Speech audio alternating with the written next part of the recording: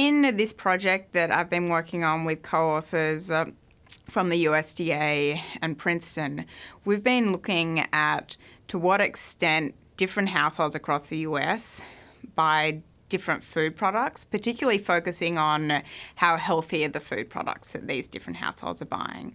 What we're interested in here is how different or how more or less healthy are the food products that high-income, more educated households are buying relative to low-income, less educated households. And the goal of this research is to not just document those disparities, but to try to think about the role that access to food stores plays in generating those disparities. We've seen a number of government policies, government funding going towards subsidising the entry of supermarkets into areas that are underserved in this regard. So these areas are commonly known as food deserts.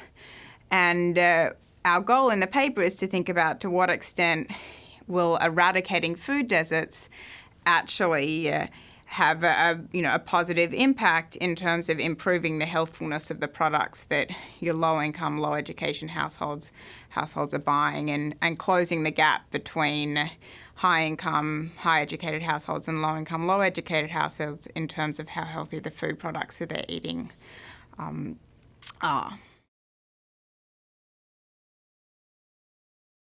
So the first takeaway is pretty simple. It's just that we see pretty large disparities and differences in terms of what households at the higher end of the socioeconomic spectrum and the lower end of the socioeconomic spectrum are buying. We use a lot of data looking at what individual households are purchasing, and we merge that data with a data set that describes how healthy each of these products are. This enables us to calculate an index that represents how healthy are the food products being purchased over the course of a month by a household. And what we see is we see big differences in these healthfulness indexes between high socioeconomic status households and low socioeconomic status households. So we see in particular that households with higher income, so in the top tercile for income, relative to the bottom tercile for income, or the top tercile for education versus the bottom tercile for education, are actually purchasing food products that are about 40% closer to the USDA recommendations for what households are recommended to spend on different food categories than households in that are lower in education or income. So then when we take a step back and we think about, well, why do these differences exist? And we try to link it to looking at differences in access to food products. There what we find is that we find that access actually plays a very small role in generating these differences. So what we do there is we think about, well, we see this 40% gap between high socioeconomic status and low socioeconomic status households when we're looking at households that live, in different locations across the US.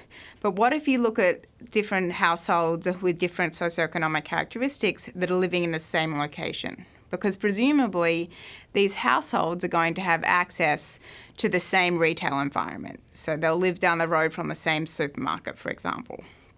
And so when we look at the disparities that exist between households that are living in the same location and presumably have access to the same retail environment, we see that most of the disparities actually persist. They're just as large, they're slightly smaller, but they're almost as large as the disparities that we saw when we looked at the differences in what's purchased by households that live in different locations.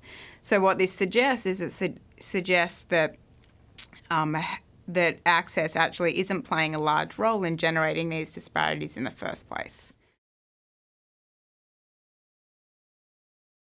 Perhaps the most surprising result that we found was to do with the fact that we look separately at how high and low income households differ in their food purchases and how more and less educated households differ in their food purchases. And what we found was that we found that the differences along the education dimension are actually much larger than the differences that we observe along the income dimension. And particularly the differences along the education dimension are much more persistent when you control for access and the differences across the income dimension. So essentially what that means is that it means that when you have two households living in the same location that are of different income types, right, they're going to be purchasing more similar products than households with the different income types that live in different locations. However, when you look at two households living in the same location that are more and less educated, say you have a college-educated and a high school-educated household, those different households are going to purchase just as different products as they might if they lived in different locations. So what this goes to suggest, which I found quite surprising, was that perhaps when you generally think about differences in the healthfulness of products that people are buying, you hear a lot about income as being sort of the big factor that differentiates households there. But the disparities are actually larger and more persistent when you're looking at households with different education levels. So one of the reasons that we embarked on this research agenda was the fact that we're observing state, local, as well as the federal government embarking on these policies to subsidise the entry of food stores into different neighbourhoods.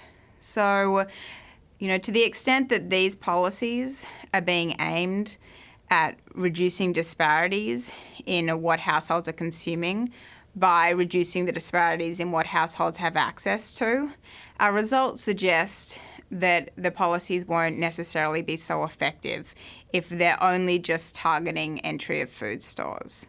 So the key takeaway for these policymakers is to think not just about can we put a new grocery store, nearby, all of the different households in the US, but what's in that grocery store, what prices are being offered, and what's driving different households to purchase different products once they're in the store. So there are other policies that potentially need to be paired with the grocery store entries, such as perhaps subsidising the prices of healthful food products, or displaying them more prominently in stores to encourage households that perhaps don't have a taste to buy those products to try them out and to become more aware of them. So the research that's been done to date thinking about differences in access and the role that improving access might play in improving the healthfulness of food products that households buy has been on a much smaller scale than our study. So the research that's been done has been thinking about when one supermarket, for example, enters in a neighbourhood of New York, the researchers will go and they'll survey households that were shopping in that neighbourhood before the supermarket entered and then after the supermarket entered, and comparing their food purchases. What we're doing is on a much larger scale.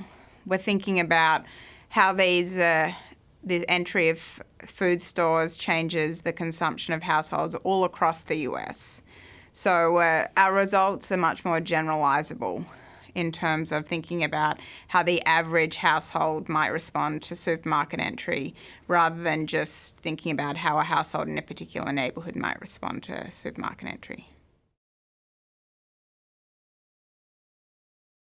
So this paper and our results here have really left open the question of what actually does drive most of the disparities in terms of what households are buying.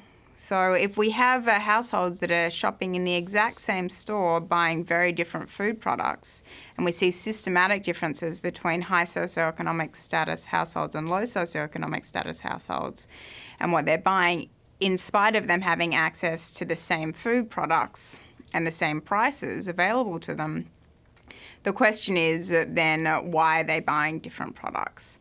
So we have two main hypotheses here, both of which have been discussed in the media previously. One is that you have low socioeconomic status households not having enough money to spend on healthful food products. Perhaps healthful food products cost more in the supermarket, they take more time to prepare, and that means that low-income households are potentially priced out of purchasing these food products. Another hypothesis is that these different households have different tastes, perhaps due to different social norms, perhaps they grew up buying different food products, eating different food products, so they don't like healthy foods and they prefer to eat unhealthy foods.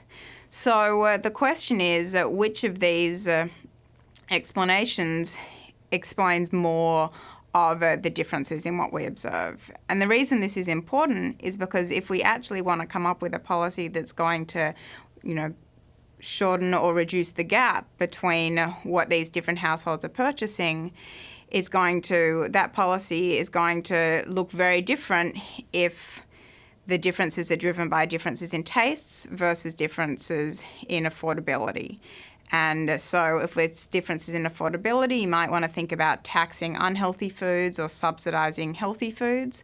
Whereas if it's differences in tastes, then perhaps some of these policies, such as improving the access within stores of healthful food products, making them more prominently displayed, or education campaigns to perhaps try to shift social norms amongst lower socioeconomic households towards buying healthier foods.